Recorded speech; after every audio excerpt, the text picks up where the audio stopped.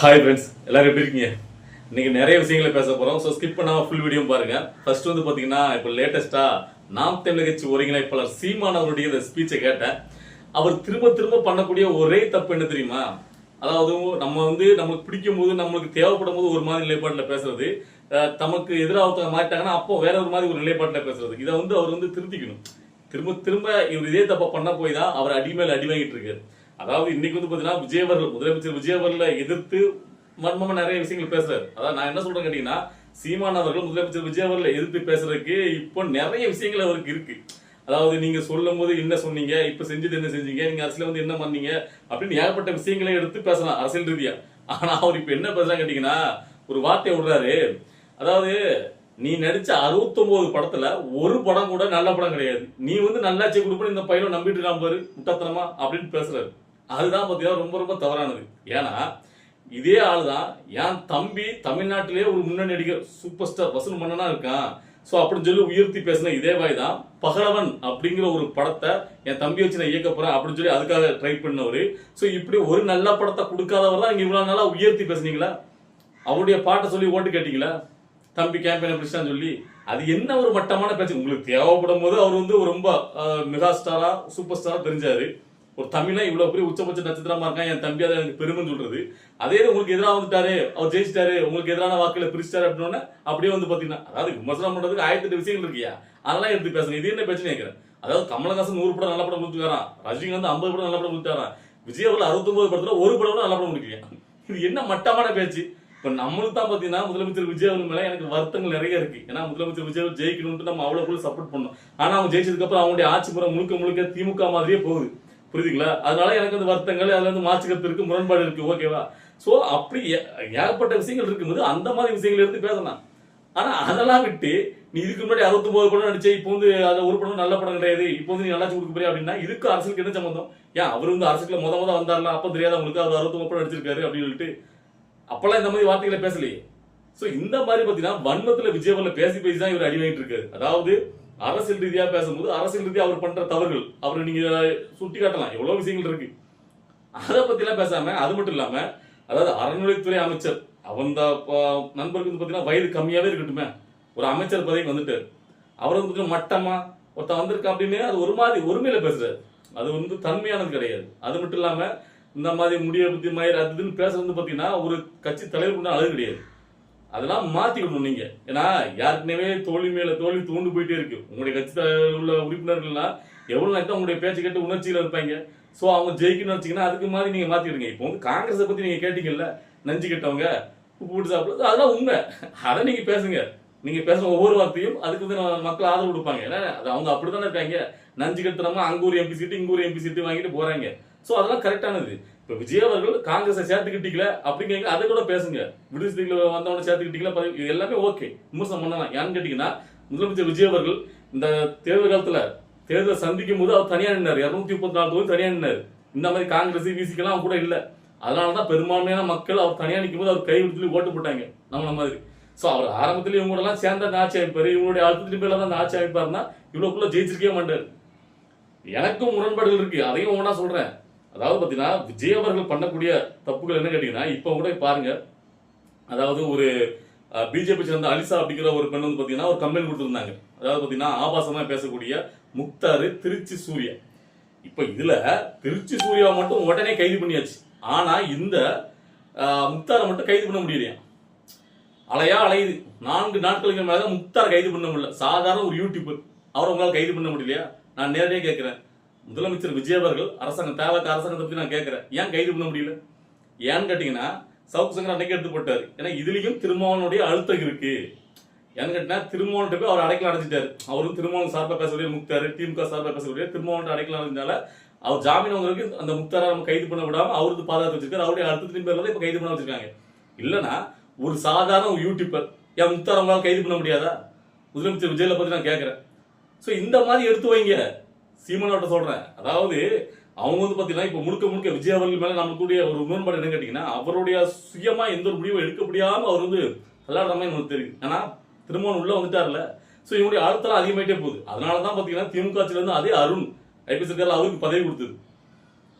அவர் அவ்வளவுக்குள்ள குற்றச்சாட்டு பண்ணவர் அப்படின்னு தெரிஞ்சு அவர் கொடுத்து இப்போ வந்து பாத்தீங்கன்னா KN நேரு மேல வந்து ஒரு எஃப்ஐஆர் பதிவு பண்ண வச்சு அதுவும் உயர்நீதிமன்றத்தால இப்போ வந்து மேல் நடவடிக்கை எடுக்காம அப்படி போயிட்டு இருக்கு.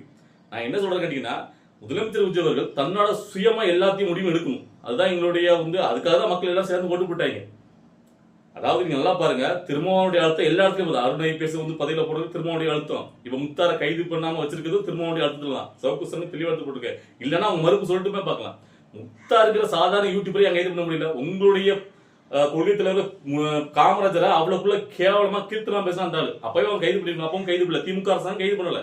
இப்போ பெண்கள் ஆபாசமா இழிவா தங்கச்சி சகோதரிகளுக்கு பெண்களுக்கு அவ்வளவு பாதுகாப்பு கொடுக்குறீங்க. அப்ப அவ்வளவு இழிவா பேசியிருக்கிற ரெண்டு பேரும் திருச்சி சூர்யா தப்பு பண்ணது தப்பு, முக்தார் பண்ணது தப்பு. அப்ப ரெண்டு பேரும் தப்பு பண்ணிருக்கும் போது ரெண்டு பேரும் கைது பண்ணிருக்கணும். முக்தார் என்ன அவ்வளவுக்குள்ள பெரிய இதான் கேட்கிறேன்.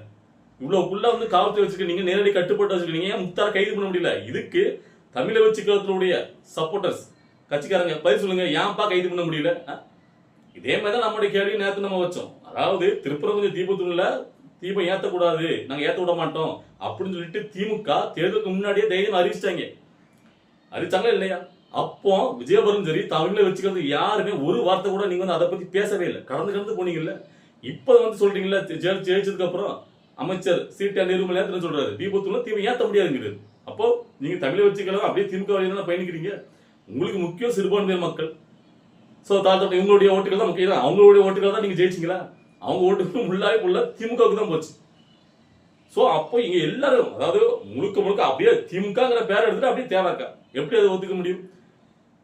திருப்பரங்குன்ற தீபத்தூர்ல ஒரே ஒரு நாள் கார்த்திகை தீபத்துக்கு மட்டும் தீபம் ஏத்துங்கன்னு உத்தரவு கொடுத்தாங்க. நீங்க கொஞ்சம் பேர் சேர்ந்துக்கிட்டு யாராவது முன்கிட்டே பெருசுன்னு போயிட்டு நீங்க போய் தீபம் ஏத்துங்கன்னு. அந்த ஒரு நாள் தீபத்துல இஸ்லாமிய பெருமக்களுக்கு எந்த ஒரு பிரச்சனை கிடையாது. அவங்க எந்த ஒரு பிரச்சனை பண்ணவில்லை. இது வந்து முழுக்க அரசியல். இஸ்லாமிய பெருமக்களுக்கான ஒரு அதாவது சிறுபான்மை மக்களுக்காக ஒரு நாங்க பெரும்பான்மை மக்களுக்கு நாங்க அப்படின்னு ரெண்டு இது லாய் பண்றாங்க. இதுல இவங்க வந்து பாத்தீங்கன்னா திமுக மாதிரியே எல்லாம் செயல்படுத்துவாங்களாம். இது என்னையா நியாயம் எனக்கு புரியல. சோ அதே மாதிரி பாத்தீங்கன்னா முன்னுக்கு பின்னு முரணா அதாவது தேர்தல் வாக்குறுதியில முதலமைச்சர் விஜய் என்ன சொன்னாரு? சிங்க பெண்கள் வேலுநாச்சியார் படை உருவாக்கப்படும் அப்படிதானே உங்களுடைய தேர்தல் வாக்கில் சொன்னீங்க. நீங்க வாயால சொன்னது பெண்கள் பாதுகாப்புக்காக சிங்க பெண்கள் வேலுநாச்சியார் படை உருவாக்கப்படும் அப்படின்ட்டு. இப்ப நீங்க என்ன படையை நீங்க அறிவிக்கிறீங்க? வேலுநாச்சியார் தூக்கியாச்சு, சிங்க பெண்கள் படை மட்டும் தானா? ஏன்னு கேட்டீங்கன்னா இப்ப திருமணம் உள்ள வந்துட்டாருல, அவங்க எப்படி வைக்க விடுவாங்க? வேலுநாச்சியார்னு வச்சுட்டா அது எல்லாராலும் ஏற்றுக்கொள்ள முடியாதான். ஏன்னு கேட்டீங்கன்னா வேலுநாச்சியார்னா அது முக்கியத்துவ சமுதாயம் அவங்க வந்து அவங்களுக்கு சொல்லிடுவாங்களாம். ஸோ அது கொண்டாட ஆரம்பிச்சிருவாங்க. ஸோ அதனால நம்ம அப்படியே கூடாது. அதனால சிங்க பெண்கள் படையை மட்டும் தான் வைக்கணும். இது என்ன இதுன்னு கேட்குறேன். நீங்க கொள்கை தலைவரா வச்சிருக்கீங்களே, எல்லா ஒவ்வொரு தலைவருக்கும் ஒவ்வொரு சமுதாயத்துக்காக தான் நீங்க வச்சிருக்கீங்க. இந்த பெரும்பான்மையா இருக்கக்கூடிய ஒவ்வொரு சமுதாயத்துக்கு நம்ம வந்து பாத்தீங்கன்னா ஓட்டு வங்கியில வாங்கணும் அப்படின்னு தான். ஸோ நீங்க வந்துட்டு முதலாக அறிவிக்கும் போதே வேலுநாச்சியா இருக்கிறவங்க முக்கிய சமுதாயத்துக்கு மட்டுமா பிரதிநிதி? எல்லா தமிழர்கள் தமிழ் பெண்களும் தான் ஒரு மறு உருவம் தானே வேலுநாச்சியார். ஸோ அதனால இப்போ பெண்களுடைய பாதுகாப்பு ஏன்னா ஒரு சொன்ன மாதிரி இருக்கணும். ஸோ அப்போ அந்த படையை பேர் வைக்கும் போது வேலுநாச்சியார் படை அப்படின்னு சொன்ன மாதிரி அறிவிக்கணும். இப்போ வந்து பாத்தீங்கன்னா ஜெயிச்சதுக்கு அப்புறம் அப்படியே திமுக என்ன மாதிரியான ஒரு லாய் பண்ணாங்களோ அதே மாதிரி. ஸோ இதுக்கு தான் சொன்னா திருமாவளவன் அவர்கள் ஏன் உள்ள வந்தா என்னென்ன நடக்கும் நம்ம சொன்னோமோ அதெல்லாம் இப்ப நடந்துட்டு இருக்கு. ஸோ இவங்க எல்லாமே பாருங்க அப்படியே இதுக்கு முன்னாடி திமுக என்ன ஒரு அரசாங்கத்தை பண்ணிச்சோ அதே மாதிரி தான் இவங்க செயல்படுவாங்க. அதில் மாற்றுக்கிறதே கிடையாது. இதுக்கு நம்ம வந்து இவங்களுக்கு ஓட்டு போட்டு ஜெயிக்க வச்சோம். அப்படி பாத்தீங்கன்னா திமுக இது படுத்தினா என்ன ஒரு டிஃபரெண்ட். அவங்க வந்து குடும்பமா பாத்தீங்கன்னா மன்னராட்சி முறை அவங்க வழியா வந்தாங்க, இங்க வரல. அது மட்டும் தான் டிஃபரெண்ட். மத்தபடி வேற எதுவும் ஒரு டிஃபரெண்ட் இல்லையே உங்களுடைய அந்த அரசியலமைப்புல இல்ல. அதுக்கப்புறம் இன்னொரு விஷயம் என்ன கேட்டீங்கன்னா, இப்ப லேட்டஸ்டா அதிமுக எல்லாரும் நாங்க வந்து தோத்து போயிட்டாங்கன்னு தெரிஞ்சோம்னா அவளை பேரும் பெட்டி சட்டி கட்டிட்டு நேரா டிவிக்குள்ள வந்து ஜாயின் பண்றாங்க. விஜய் தான் இனிமே நம்ம சேரணும், இந்த விஜய் தான் பாத்தீங்கன்னா முதல்வரா இருப்பாரு அப்படின்னு சொல்லி நினைச்சிட்டு எல்லாம் ஜாயின் பண்றாங்க. சோ இதுல அவங்க ஜாயின் பண்ணும் போது ஆதவர்ஜுனா இருக்காருல்ல, இவரால் தான் எல்லாமே நடக்குது. அவர் ஒரு வார்த்தையை விடுறாரு. என்ன கேட்டீங்கன்னா, அதாவது அதிமுக வந்து பாத்தீங்கன்னா தாய் கழகம், டிவிகேக்கு அதிமுக தாய் கழகம். என்னையா பேச்சு இதெல்லாம்? அப்ப தந்தை கழகம் திமுகவா? இல்ல என்ன உருட்டு அப்படியே வந்து பாத்தீங்கன்னா இவ்வளவு நாள் பாத்தீங்கன்னா அவங்க வந்து பாத்தீங்கன்னா பிஜேபி கூட இருக்காங்க அப்படி இப்படின்னா அதிமுக என்ன மாதிரி ஒரு விமர்சனத்தை வச்சீங்க. இப்போ வந்து பாத்தீங்கன்னா டிவிகேக்கு தாய் கழகம் அதிமுக நல்லா உருட்டுறீங்க. சோ அதுக்கப்புறம் இந்த இடத்துல இன்னொரு விஷயத்தை நான் தெளிவுபடுத்த நினைக்கிறேன். ஏன்னு கேட்டீங்கன்னா நிறைய பேர் என்னன்னா ஒரே நாள்ல மாறிட்டீங்க, அண்ணாமலை அப்படி தெரியுமா அரசு தெரியுமா அப்படி எப்படி விட்டீங்க. நல்லா அவங்க புரிஞ்சுக்கிடுங்க. மேல அதாவது நம்ம நாட்டை காங்கிரஸ் ஆள்றதை விட பிஜேபி ஆள்றதான் பெஸ்ட் அப்படின்னு நினைக்கிறவன் நான். எனக்கு அதனால அது பிரச்சனை கிடையாது. நல்லா ஒன்று புரிஞ்சுக்கணும். அதாவது விஜய் அவர்கள் வந்து பாத்தீங்கன்னா அவர் மேல எனக்கு வெறுப்பு கிடையாது. அதாவது விஜய் அவர் பண்ணக்கூடிய அந்த செயல்பாடுகள் முரண்பாடுகள் தான் நமக்கு இது இருக்கு. திமுக ஏன் பிடிக்காதுன்னு கேட்டீங்கன்னா, நீங்கெல்லாம் இங்க இருக்கிற நிறைய பேர் பாத்தீங்கன்னா விஜய் அரசுக்கு வர்றதுக்கு முன்னாடி திமுக கூட ஓட்டு போட்டுருக்கலாம். ஆனா நான் அப்ப கூட எனக்கு எப்பவுமே திமுக பிடிக்காது. இது அவங்களுடைய கொள்கை கோட்பாடு எதுவுமே நமக்கு பிடிக்காது. விஜய் அவர்கள் அதே மாதிரி பெரியார் தூக்கிட்டு வரும்போதும் எனக்கு பிடிக்காம இருந்தது. இருந்தாலும் அவர் வந்து இந்த கடவுள் மறுப்பு கொள்கையை நான் எடுக்க மாட்டேன் அப்படின்னு சொல்லும் போது தான் ஓகே அவர் என்ன பண்ணாலும் பார்க்கலாம் மாற்றம்னு வராரு. எவ்வளோ பேர் விமர்சிச்சாங்க அவரை, ஒரு கூத்தாடி இவரை எப்படி அரசியலுக்கு வரலாம் அப்படின்ட்டு. இப்போ அவங்க கூட பதவியில் உட்காந்துருக்கவங்க கூட. ஸோ அப்பவும் நம்ம அதுக்கு சப்போர்ட் பண்ணணும். ஆனா அவங்க அதுக்கப்புறம் ஜெயிச்சதுக்கு அப்புறம் அவங்க பண்ணக்கூடிய அரசியல் எல்லாமே கிட்டத்தட்ட திமுக என்ன ஒரு அரசியல் லாபியை பண்ணிச்சோ அதே தான் அவங்களும் பண்றாங்க. அப்படிங்கும் போது எனக்கு அது உடன்படலை. புரியுதுங்களா? மற்றபடி விஜய் மீது எனக்கு ஒரு வெறுப்போ எதுவுமே கிடையாது. ஏன்னா இங்க யாருமே பண்ண முடியாத ஒரு அசாத்தியத்தை பண்ணி காட்டிருக்கிறவரு, செஞ்சு வரலாற்றுல இடம் வச்சிருக்கவரு முதலமைச்சர் விஜய் அவர்கள் தான். அதுலலாம் எனக்கு எந்த ஒரு மாற்றத்தை எப்பவுமே கிடையாது. ஏன்னா இதெல்லாம் சாதாரண ஒரு வரலாற்று சம்பவமே கிடையாது. இவ்வளவு கூடிய 75 பாரம்பரிய கட்சிகளை இன்னைக்கு ஒரு கட்சி ஒண்ணு இல்லாம சிதைச்சிட்டாரு, ஒரு கட்சி அனாதையாக்கிட்டாரு. இதெல்லாம் சாதாரண ஒரு சம்பவமா?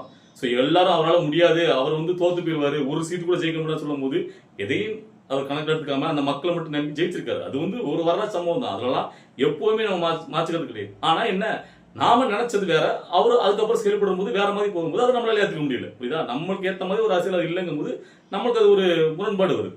ஸோ அதை இங்க புரிஞ்சுக்கிடணும். அதை விட்டுட்டு சும்மா வந்து பாத்தீங்கன்னா விமர்சனம் பண்றது சரி, அது உங்களுடைய நிலைப்பாடு, நீங்க என்ன நினைச்சுக்கலாம். என்ன பொறுத்த வரைக்கும் சீமான பத்தி இன்னைக்கு பேச கேட்டீங்கன்னா, சீமான் அவர்கள் விஜயை விமர்சிக்கிறது அரசியல் ரீதியா எவ்வளவு விஷயங்கள் இருக்கும்போது சம்மந்தம் இல்லாம 69 படத்துல நீ நல்லா அடிக்கல, இதெல்லாம் ஒரு பேச்சா? அப்ப இதுக்கு முன்னாடி மட்டும் தம்பியை தூக்கி தூக்கி பிடிச்சதெல்லாம் உங்களுக்கு அப்படியே ஒண்ணு தேவை அப்படின்னா ஒரு மாதிரி பேசுறது, தேவையில்லைன்னா ஒரு மாதிரி பேசுறது, அதெல்லாம் என்ன பேச்சு? இதெல்லாம் மாத்தலாம். சீமான் அவர்கள் திரும்பவும் பாத்தீங்கன்னா மீண்டும் மீண்டும் தோல்வியை மட்டும் பாடத்தை தான் நீங்க கத்துக்கிட்டு இருக்கணும். சரி, இந்த வீடியோ பார்க்கும்போது உங்களுக்கு என்ன தோணுது அப்படிங்கிறத உங்களுடைய கருத்துல கமெண்ட்ல பதிவு பண்ணுங்க. நான் உண்மையே என்னுடைய மனசுல இருந்து நான் பதிவு பண்ணிட்டேன். ஸோ உங்களுக்கு என்ன தோணுங்கிறத கமெண்ட்ல பதிவு பண்ணுங்க. நம்ம அடுத்தது கட்ட அரசியல் பார்த்து நம்மளுடைய வீடியோ வரும். ஓகேவா? வெயிட் பண்ணுங்க.